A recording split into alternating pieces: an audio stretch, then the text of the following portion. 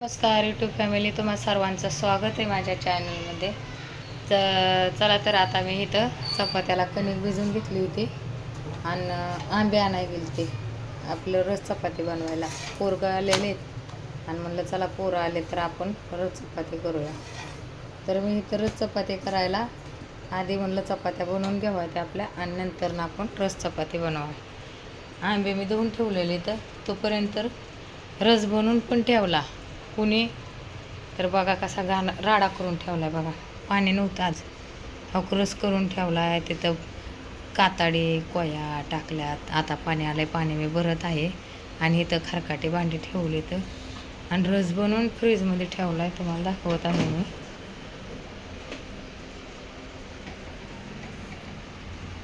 बघा हे टरबूज कापून ठेवलं आहे. हा इथं रस बनवून ठेवला.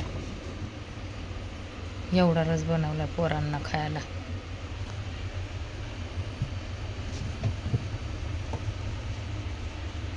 बघा हे रस आणि असला घट्ट मस्त रस झालाय का नाही. कोणाकोणाला आवडत नक्की कमेंटमध्ये सांगा. आणि मी तुम्हाला सांगणार आहे रसाचा आंबा आपल्याला कुठला घ्यायचा आणि कोणता आंबा रसाला चांगला आहे. तर पाणी आलं आहे, पाणी ठिकाणी भरायला लावलं आहे, ड्रम भरायला लावला आहे. तर ड्रम असा भरायला लावला आहे.